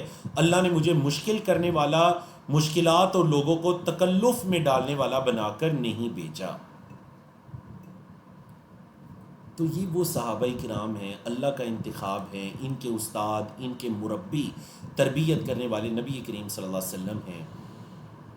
صحیح الجامع کے اندر، طبرانی کے اندر، سلسلہ صحیحہ کے اندر یہ حدیث ہے، حضرت عبداللہ بن عباس رضی اللہ تعالیٰ عنہما اس کے راوی ہیں، اللہ کے رسول صلی اللہ علیہ وسلم نے فرمایا من سب اصحابی، جس نے میرے صحابہ کو برا بلا کہا، فعلیہ لعنت اللہ، ایسے شخص پر اللہ کی لعنت ہو، والملائکتی، اور فرشتوں کی لعنت ہو، والناس اجمعین، اور تمام لوگوں کی لعنت ہو۔ اور حضرت ابو سعید الخدری کہتے ہیں کہ اللہ کے رسول صلی اللہ علیہ وسلم نے فرمایا لا تسبوا اصحابی، میرے صحابہ کو برا بلا مت کہو، فلو ان احدکم، اگر تم میں سے کوئی ایک انفق مثل احد ذهبا، مطلب بعد میں آنے والوں سے کہا کہ اگر کوئی تم میں سے ایک احد پہاڑ کے برابر بھی سونا خرچ کرے گا، اللہ کی راہ میں صدقہ کر دے گا، ما بلغ مد احدہم ولا نصیفہ، مد اس کو کہتے ہیں، تو میرے صحابی کے مد کے مطلب ایک ہتھیلی کے برابر بھی وہ نہیں پہنچ سکے گا، آدھی ہتھیلی کے برابر بھی نہیں پہنچ سکے گا۔ اللہ اکبر۔ دیکھیں صحابہ کرام کے نبی کریم صلی اللہ علیہ وسلم کے بعد صحابہ کرام کی کچھ آپس میں اختلافات ہوئے، آپس میں جنگیں بھی ہوئیں، حضرت علی، حضرت معاویہ رضی اللہ تعالیٰ عنہما کی آپس میں جنگیں بھی ہوئیں۔ اب بحیثیت مسلمان ہم جو بعد میں آنے والے ہیں، ہمارا رویہ اور طریقہ کار کیا ہونا چاہیے؟ پہلے ہم دیکھتے ہیں ام المؤمنین حضرت عائشہ کیا کہا کرتی تھی۔ تو حضرت عائشہ یہ کہا کرتی تھیں کہ امروا ان یستغفروا لاصحاب النبی، بعد میں آنے والوں کو یہ حکم دیا گیا تھا کہ وہ نبی کریم صلی اللہ علیہ وسلم کے صحابہ کے لیے استغفار کریں، فسبوہم، تو انہوں نے صحابہ کو برا بلا کہنا شروع کر دیا۔ کہاں حکم دیا استغفار کرنے کا؟ سورۃ الحشر کی آیت نمبر 10 میں اللہ نے حکم دیا والذین جاؤوا من بعدہم، اور وہ لوگ جو صحابہ کے بعد آئے ہیں، یقولون، وہ کہتے ہیں ربنا اغفر لنا ولاخواننا الذین سبقونا بالایمان، اے اللہ ہمیں بھی معاف کر دیں اور ہمارے ان بھائیوں کو بھی معاف کر دیں جو ہم سے ایمان میں سبقت لے گئے ہیں، ولا تجعل فی قلوبنا، اور اے اللہ ہمارے دلوں میں نہ بنانا غلا للذین آمنوا، ایمان والوں کے لیے کوئی کینہ بغض ہمارے دلوں میں نہ اللہ رکھنا۔ ربنا انک رؤوف رحیم، اے ہمارے رب بے شک تو بڑا رؤوف رحیم ہے۔ اور حضرت عبداللہ بن عباس آل رسول سے ہیں، آپ صلی اللہ علیہ وسلم کے چچا عباس کے بیٹے حضرت عبداللہ ہیں رضی اللہ تعالیٰ عنہ، یہ کہا کرتے تھے لا تسبوا اصحاب رسول اللہ، اللہ کے رسول صلی اللہ علیہ وسلم کے صحابہ کو برا بلا مت کہو، کیوں؟ فإن اللہ عز وجل امرنا بالاستغفار لهم، اللہ نے تو ہمیں ان کے لیے استغفار کرنے کا حکم دیا ہے، ان کے لیے مغفرت کی دعا کرنے کا حکم دیا ہے، وَهُوَ يَعْلَمُ أَنَّهُمْ سَيَقْتُلُونَ، اور اللہ کے علم میں تھا کہ صحابہ کرام کی آپس میں لڑائیاں بھی ہوں گی، اس کے باوجود اللہ نے ہمیں استغفار کرنے کا حکم دیا۔ یہ کون کہہ رہے ہیں؟ حضرت عبداللہ بن عباس کہہ رہے ہیں۔ اب آئیے حضرت عائشہ اور حضرت عبداللہ بن عباس کے قول کے بعد خلیفہ راشد جو ہیں حضرت عمر بن عبدالعزیز کے قول کی طرف، جنہیں خلیفہ خامس بھی کہا گیا، عدل و انصاف کا زمانہ، اسلامی تاریخ کا بہترین زمانہ اور بہترین شخصیت۔ حضرت عمر بن عبدالعزیز سے پوچھا گیا کہ جو جنگ صفین ہوئی تھی حضرت علی حضرت معاویہ کے درمیان، ان کے بارے میں آپ کیا کہتے ہیں؟ آپ کی کیا رائے ہے جنگ صفین کے بارے میں؟ دیکھیں آج میری اور آپ سے بھی اکثر سوال ہوتا ہے، کچھ ایسے لوگ ہیں اللہ انہیں ہدایت دے، اور اگر ہدایت نصیب میں نہیں تو پھر اللہ کی ان پر پکڑ آئے، صحابہ کرام کے اختلافات کو اس طرح بیان کرتے ہیں جس طرح اسلامی تاریخ میں نعوذ باللہ ان اختلافات کے علاوہ کوئی دوسری چیز ہی نہیں ہے۔ عمر بن عبدالعزیز سے سوال ہوا، کبھی میرے اور آپ سے سوال ہونا کہ آپ کیا کہتے ہیں جی حضرت علی اور حضرت معاویہ رضی اللہ تعالیٰ عنہما کی جنگوں کے بارے میں؟ تو ہمیں عمر بن عبدالعزیز والا جواب دینا چاہیے۔ کیا جواب دینا چاہیے؟ ترجمہ لکھا ہوا ہے، بڑا پیارا انہوں نے جواب دیا۔ انہوں نے کہا تل کا دماء، یہ صحابہ کے خون ایسے خون تھے، طہر اللہ منہا یدیہ، اللہ نے میرے ہاتھوں کو ان سے محفوظ رکھا، میں ان جنگوں میں شریک نہیں ہوا۔ اب میں یہ پسند نہیں کرتا کہ میں اپنی زبان کو آلودہ کروں، مطلب اللہ نے جب میرے ہاتھوں کو محفوظ رکھا ان جنگوں سے، تو میں اپنی زبان کو کیوں بول کر آلودہ کروں صحابہ کرام کے بارے میں گفتگو کر کے، کیونکہ دونوں طرف ہی صحابہ کرام ہیں، معتبر صحابہ کرام ہیں۔ حضرت عمر بن عبدالعزیز نہ حضرت علی کے بارے میں کوئی بات سننا پسند کرتے، نہ حضرت امیر معاویہ رضی اللہ تعالیٰ عنہ کے بارے میں کوئی بات سننا پسند کرتے، کبھی یہ گوارا نہ کرتے. ابتدا یہاں سے کرتے، جو بھی ہوا جیسے بھی ہوا وہ اللہ کے رسول صلی اللہ علیہ وسلم کے صحابہ تھے، ان کے نیک اعمال اتنے ہیں، ان کی اسلام کے لیے قربانیاں اتنی ہیں کہ انشاءاللہ یہ چیز ہر چیز پر غالب ہے. اور ابراہیم بن میسرہ کہتے ہیں کہ میں نے دیکھا حضرت عمر نے کسی کو کوڑے لگوائے. کیوں؟ کیونکہ انہوں نے حضرت امیر معاویہ رضی اللہ تعالیٰ عنہ کے بارے میں نازیبا الفاظ استعمال کیے تھے. یاد رکھیے گا، آج میں اور آپ نا بڑی دیدہ دلیری کے ساتھ اٹھ کر یہ کہہ دیتے ہیں جی ان جنگوں کے اندر جو میرا خیال ہے جی فلاں بندہ غلطی پر تھا اور فلاں یہ ہو گیا اور فلاں یہ ہو گیا، نعوذ باللہ من ذالک. کیا قیامت کے دن اللہ آپ سے یہ پوچھے گا کہ فلاں فلاں کے بارے میں آپ نے کیوں نہیں بات کی؟ میرے اور آپ سے میرے اور آپ کے اعمال کے بارے میں پوچھا جائے گا. کیوں ہم 1400 سال پہلے گزرے ہوئے واقعات کے بارے میں اپنی رائے دے کر صحابہ کرام کے بارے میں ایسے نازیبا الفاظ استعمال کر کے اپنی زبانوں کو یا اپنے قلم کو یا اپنی رائٹنگ کو ہم آلودہ کر دیں؟ نہیں، ہم اپنی زبانوں کو خاموش رکھیں گے. امام احمد بن حنبل کا ارشاد ہے، جو کہ امام ابو بکر المروزی نے ذکر کیا، کہ امام احمد بن حنبل سے بھی پوچھا گیا. کتنے عظیم امام ہیں، چاروں جو ائمہ کرام ہیں، بڑے 4 ائمہ گزرے ہیں، ان میں سے ایک ہے امام احمد بن حنبل. ان سے یہ پوچھا گیا کہ آپ حضرت علی اور حضرت معاویہ رضی اللہ تعالیٰ عنہما کے بارے میں کیا کہتے ہیں؟ انہوں نے بڑا پیارا جواب دیا. انہوں نے کہا ما اقول فیہا الا الحسنى، میں اچھی بات ہی کہتا ہوں، اچھائی کے علاوہ تو میں کچھ بھی نہیں کہہ سکتا. رحمہم اللہ اجمعین، اللہ ان سب پر رحم کرے، اللہ ان سب سے راضی ہو. کیوں؟ کیونکہ اللہ نے قرآن میں یہ کہہ دیا کہ رضی اللہ عنہم ورضوا عنہ، اللہ ان سے راضی اور وہ اللہ سے راضی ہوں. تو میں کیوں آپ کسی کے بارے میں بات کر کے اپنے اعمال کو برباد کروں؟ اور امام شافعی کیا کہتے تھے؟ امام شافعی کہتے تھے وہی حضرت عمر بن عبدالعزیز والا قول کہ یہ ایسے خون ہے صحابہ کرام کے کہ جن سے اللہ رب العزت نے ہمارے ہاتھوں کو محفوظ رکھا، تو کبھی بھی ہم اپنی زبانوں کو آلودہ نہیں کریں گے. اور اپنے شاگرد جو امام ربیع سے انہوں نے فرمایا کہ اے ربیع، کبھی بھی آپ صحابہ کرام کے بارے میں گفتگو مت کیجیے اور ان کے معاملات میں مت پڑھیے، کیونکہ اگر آپ صحابہ کرام کے بارے میں گفتگو کریں گے تو کل قیامت کے دن آپ سے جو قیامت کے دن آپ کے مد مقابل ہوں گے وہ اللہ کے رسول صلی اللہ علیہ وسلم ہوں گے. دیکھیے، صرف جو صحابہ کرام کے بارے میں بات کریں اس سے یہ پوچھا کریں یہ جو صحابہ ہیں یہ کون ہیں؟ یعنی صحابہ کا مطلب ہے ساتھی بننے والے، صاحب کی جمع ہے صحابہ یا اصحاب. عربی میں کہتے ہیں اصحاب رسول صلی اللہ علیہ وسلم، اردو میں ہم کہہ دیتے ہیں صحابہ، عربی کا لفظ بھی ہے صحابہ. اس کا لفظی مطلب کیا ہے؟ صحبت اختیار کرنے والے، یعنی ان کا نام ہی اللہ کے رسول صلی اللہ علیہ وسلم کی صحبت کی وجہ سے پڑا. تو کیا خیال ہے آپ جن کی صحبت کی وجہ سے ان کا نام پڑا، ان کے بارے میں اگر بات کریں گے تو قیامت کے دن جن کی صحبت کی وجہ سے نام پڑا، نبی کریم صلی اللہ علیہ وسلم آپ کے مد مقابل نہیں ہوں گے. کتنا پیارا قول ہے امام شافعی کا کہ اگر آپ نے کوئی بات کی تو قیامت کے دن آپ کا مقابلہ آپ کے ساتھ جو بحث کرنے والے ہیں اپنے ساتھیوں کے بارے میں وہ نبی کریم صلی اللہ علیہ وسلم ہوں گے. اللہ اکبر.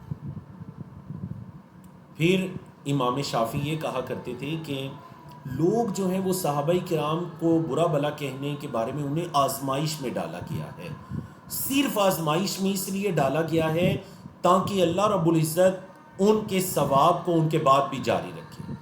اللہ رب العزت ان کے بعد بھی ان کے ثواب کو جاری رکھے. مطلب دیکھیں، جب کوئی آپ کو برا بھلا کہتے ہیں تو قیامت کے دن بدلہ کیسے چکایا جائے گا؟ اس برا بھلا کہنے والے کے اعمال آپ کو دے دیے جائیں گے. صحابہ کرام کی یہ فضیلت ہے کہ اگر کوئی ان کو برا بھلا کہہ رہے ہیں ان کے بعد بھی، تو یہ اس وجہ سے ہے کہ قیامت کے دن برا بھلا کہنے والے کے اعمال، نیک اعمال صحابی رسول کو دے دیے جائیں گے. تو کتنا بڑا ان کا ایک فضیلت ہے کہ اللہ نے ان کے بعد بھی اجر و ثواب کا سلسلہ ان کا جاری رکھا. اللہ اکبر، اللہ اکبر. امام طحاوی ایک بہت بڑے عالم گزرے ہیں جنہوں نے کتاب بھی لکھی عقیدہ طحاویہ، جو ہمارے تمام دینی مدارس کے سلیبس میں ہے. وہ بھی بڑی پیاری بات کرتے ہیں. وہ کہتے ہیں ہم اللہ کے رسول صلی اللہ علیہ وسلم کے صحابہ سے محبت کریں گے, کسی کی محبت میں نہ غلو کریں گے, حد سے نہیں بڑھیں گے, اور نہ ہی ان سے برات کا اظہار کریں گے, اور جو صحابہ کرام سے بغض رکھے گا ہم بھی اس سے بغض رکھیں گے, اور جو خیر کے علاوہ دیگر چیزوں کے ساتھ صحابہ کرام کا تذکرہ کرے گا تو ہم اس سے بغض رکھیں گے, اور ہم صحابہ کرام کا تذکرہ خیر کے ساتھ کریں گے. کیوں؟ وحبہم, ان کی محبت دین ہے, ایمان ہے اور احسان ہے, اور ان کا بغض کفر ہے, نفاق ہے اور طغیان ہے, گمراہی, سرکشی. ان کی محبت دین ہے, ایمان ہے اور احسان ہے, ان کا بغض کفر ہے, نفاق ہے اور طغیان ہے, سرکشی ہے. اب آتے ہیں آج کے آخری ٹاپک کی طرف, اور وہ ٹاپک ہے کہ اللہ کے رسول صلی اللہ علیہ وسلم نے یوم عاشوراء کا روزہ رکھا اور اس دن کے روزہ رکھنے کا حکم دیا, اور اس کی وجہ پیچھے گزر چکی ہے.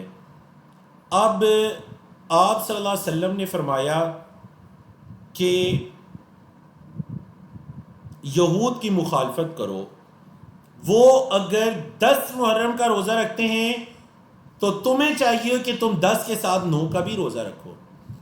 اگر میں اگلے سال تک رہا تو میں 10 کے ساتھ 9 کا بھی روزہ رکھوں گا. لیکن اگلے سال سے پہلے ہی نبی کریم صلی اللہ علیہ وسلم کی وفات ہو گئی تھی. یعنی یہ محرم تھا, اس سال آپ نے یہ ارادہ کیا کہ اگلے سال میں 10 کے ساتھ 9 کا بھی روزہ رکھوں گا.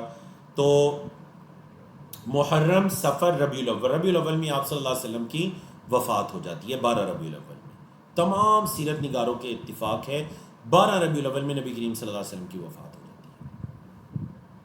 تو اب اس روزے کی جو مختلف صورتیں ہیں, سب سے افضل صورت یہ ہے کہ آپ 9 اور 10 دونوں دنوں کا روزہ رکھ لیجیے. جیسا کہ حضرت عبداللہ بن عباس کا قول ہے, وہ یہ کہا کرتے تھے کہ 9 اور 10 دونوں کا روزہ رکھو, وخالف الیہود, اور یہود کی مخالفت کرو. یہ پہلا درجہ ہے. دوسرا درجہ یہ ہے جو بعض احادیث سے ثابت ہے, 9-10 کا نہیں رکھ سکے تو پھر 10 اور 11 کا رکھ لو. 10 اور 11.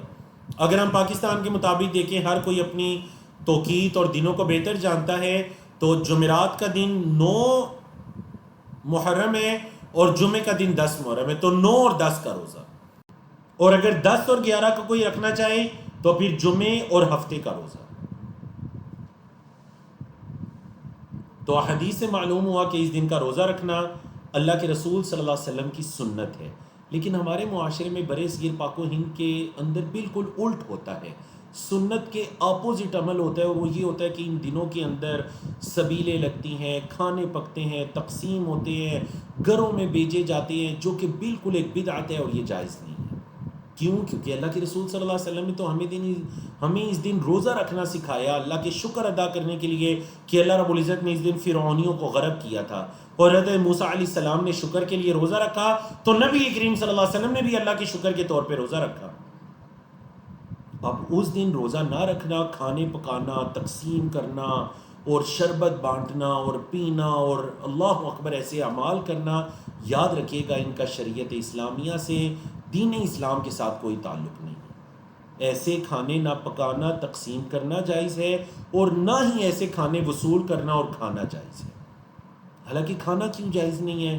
کیونکہ دیکھیں 2 صورتیں ہیں. یا تو یہ ہے کہ وہ کھانے غیر اللہ کے نام پر ہوتے ہیں, حضرت حسین یا حضرت علی رضی اللہ تعالیٰ عنہم, یا دیگر جو آل رسول صلی اللہ علیہ وسلم ہیں ان کے, یا دیگر لوگوں کے نام پر ہوتے ہیں. بالفرض اگر کوئی کہتا ہے کہ نہیں میں تو اللہ کے نام پر تقسیم کر رہا ہوں, تو پھر بھی دیکھیے اس کھانے کی بنیاد ایک بدعت پر ہے, سنت پر نہیں ہے. سنت تو یہ تھا کہ آپ روزہ رکھتے, اس کھانے کی بنیاد چونکہ ایک بدعت پر ہے, اس لیے کسی صورت کے اندر یہ جائز نہیں ہے. تو ہمیں ایسی چیزوں سے بچنا چاہیے, اور دیگر جو احباب ہیں انہیں بھی ہمیں ایسی چیزوں سے بچانا چاہیے, متنبہ کرنا چاہیے. اللہ رب العزت ہمیں توفیق عطا کرے. بارک اللہ فیکم و احسن اللہ الیکم.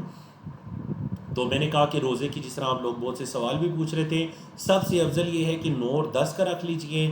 دوسری صورت یہ ہے کہ 10 اور 11 کا رکھ لیجئے, تاکہ ایک روزہ بھی ہو جائے, یہود کی مخالفت بھی ہو جائے. وہ 1 رکھتے ہیں, ہم 2 رکھیں. اور بالفرض اگر کوئی یہ کہتا ہے کہ میں ایک روزہ رکھنا چاہتا ہوں تو پھر وہ صرف 10 کا روزہ بھی رکھے تو انشاءاللہ یہ اجر و ثواب اسے مل جائے گا. جس حدیث میں آپ صلی اللہ علیہ وسلم نے فرمایا کہ 10 محرم یوم عاشورہ کا روزہ پچھلے 1 سال کے گناہوں کا کفارہ بن جاتا ہے. بارک اللہ فیکم و احسن اللہ علیکم. اللہ رب العزت کی توفیق سے الحمدللہ ہمارا یہ کورس مکمل ہوا. انڈرسٹینڈ قرآن گلوبل کی طرف سے یہ کورس آپ سب کو کروایا جا رہا تھا. الحمدللہ انڈرسٹینڈ قرآن گلوبل کے مختلف کورسز مختلف دنوں کے اندر ہوتے رہتے ہیں، مختلف مناسبات کے اندر ہوتے رہتے ہیں. اس سے اگلا جو ہمارا کورس ہوگا سفر کے مہینے میں، جو کہ محرم کے بعد دوسرا مہینہ ہے، وہ توکل کا کورس ہوگا. آج سے تقریباً 1 مہینے کے بعد انشاءاللہ آپ اس کے لیے بھی تیار رہیے گا. انشاءاللہ آپ کو اطلاع کر دی جائے گی سوشل میڈیا وغیرہ پر بھی. اور انڈرسٹینڈ قرآن گلوبل کا جو یوٹیوب چینل ہے اس پر آج کا یہ لیکچر بھی اپلوڈ کر دیا جائے گا. وہاں سے آپ ریکارڈنگ سن سکتے ہیں، دوسروں کے ساتھ شیئر کر سکتے ہیں. احسن اللہ علیکم و بارک اللہ فیکم. میں آپ تمام اسٹوڈنٹس کی طرف سے انڈرسٹینڈ قرآن گلوبل اور آج کے اس کورس کی پوری ٹیم کا بھی شکریہ ادا کرتا ہوں. محمد ذیشان بھائی اس کو ہوسٹ کر رہے تھے اور دیگر ہماری ٹیم کے اندر لوگ موجود تھے. شیخ سعود جو تھے وہ میرے اسسٹنٹ تھے ماشاءاللہ، سوالات کے جوابات دے رہے تھے. اسی طرح باقی سسٹرز بھی تھیں. اللہ آپ سب کو جزائے خیر عطا کرے اور اللہ آپ سب سے قبول کرے. بارک اللہ فیکم و احسن اللہ علیکم. کفارہ مجلس کی دعا پڑھیے. سبحانک اللہم و بحمدک اشہد ان لا الہ الا انت استغفرک و اتوب الیک. السلام علیکم ورحمۃ اللہ وبرکاتہ.